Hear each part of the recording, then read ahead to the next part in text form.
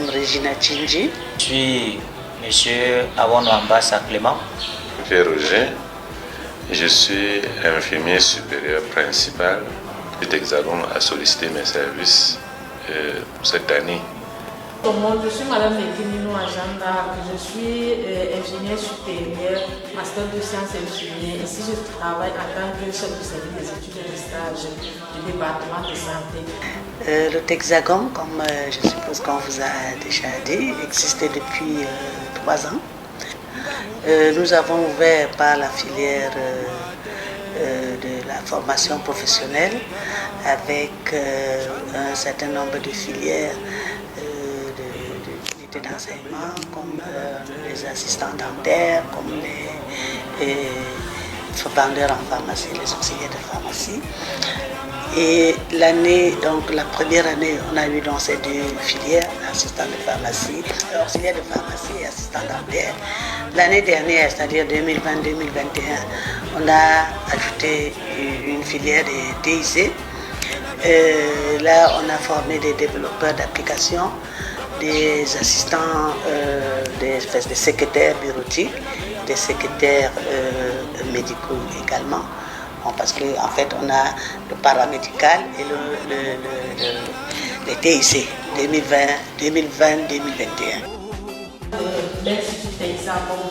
Donc, pour rappeler, je vais vous présenter ce que nous avons au laboratoire comme ingénieur. Donc, nous voilà tout entier avec les différents paillasses.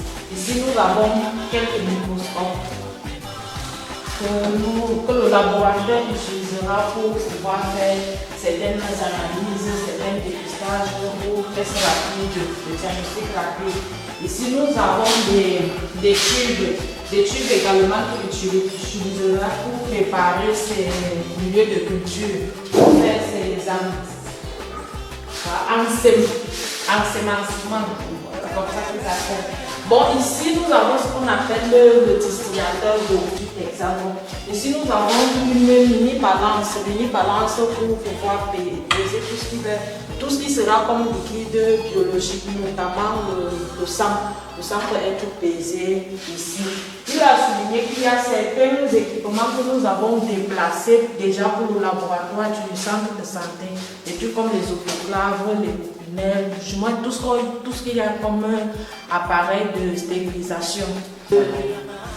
L'objectif premier de ce laboratoire, c'est d'abord un laboratoire d'application, c'est-à-dire un laboratoire qui a été conçu exclusivement pour servir d'application aux étudiants techniciens. Donc techniciens, beaucoup plus techniciens en pharmacie.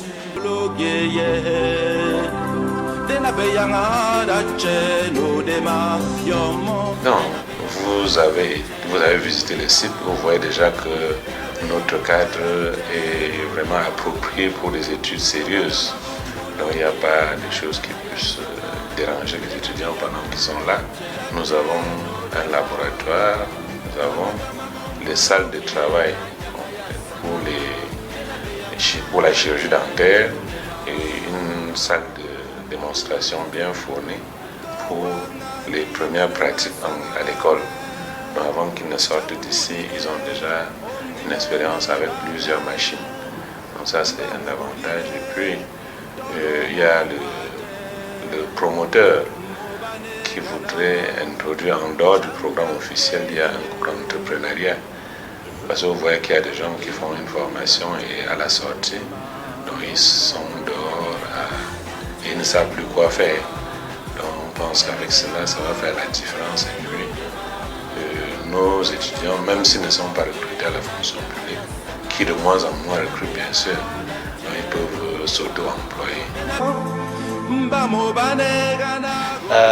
De son constat, il s'est rendu compte qu'il y a des jeunes qui se débrouillent, mais qui n'arrivent pas toujours à s'en sortir malgré la débrouillardise. Il y en a qui ont certes des petits moyens, mais ont du mal à s'auto-gérer avec ces petits moyens. Donc dans les formations aux petits métiers, nous apprenons les jeunes à se mettre facilement à leur propre compte et on les éduque, je voulais dire, éduque financièrement. Ça veut dire, lorsque tu gagnes de l'argent, comment tu fais concrètement pour utiliser cet argent-là afin que tu ne sois plus dépendant. Et dans cette filière, il y a des formations qui sont certifiantes et diplômantes. C'est-à-dire quoi?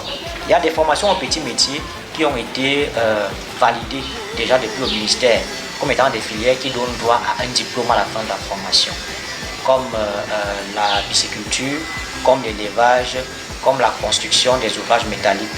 Ces filières-là existent déjà au ministère de la formation professionnelle où nous avons simplement à former pendant un an les étudiants qui auront donc des parchemins. Et le niveau requis, c'est le CEP, donc le certificat d'études primaires. Or, tout à côté, nous avons fait d'autres offres de formation qui permettent à ceux qui ne peuvent même pas avoir le CEP de venir aussi avoir un renforcement de capacité pour des filières toujours en pisciculture, élevage, agriculture, pâtisserie, fabrication des jus naturels et autres, des formations qui vont de 3 jours, 7 jours, 1 mois, 2 mois, voire 3 mois.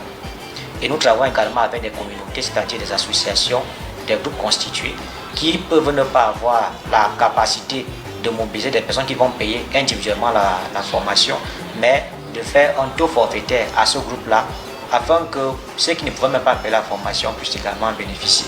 À ce moment-là, on délivre simplement les attestations de fin de formation et nous faisons un suivi pour rendre véritablement autonomes ces groupes constitués afin qu'ils puissent créer eux-mêmes dans les quartiers ou les villages les activités génératives de revenus pour prendre en charge l'ensemble des groupes qui appartiennent à cette association.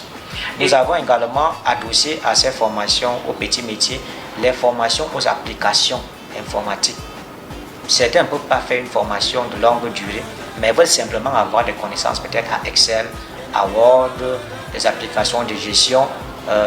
Ils peuvent se rapprocher de nous.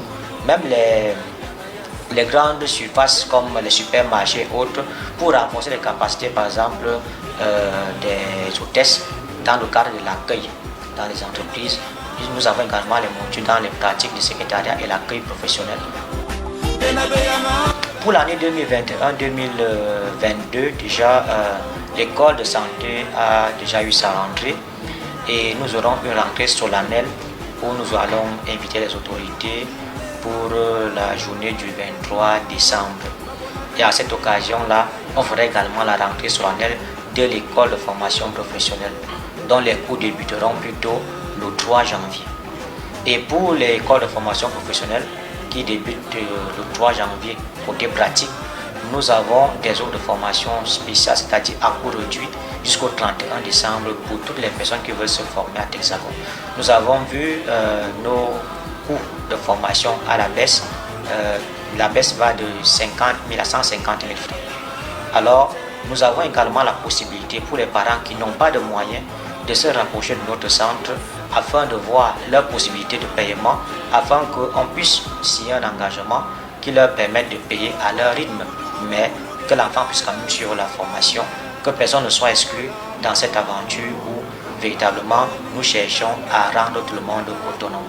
Au lieu de se lancer dans les études simplement pour étudier, il faut vraiment se demander qu'est-ce que je peux faire avec mes mains, de mes mains dans la vie et commencer par m'autonomiser d'abord avant de voir si je dois faire des longues études. Donc voilà.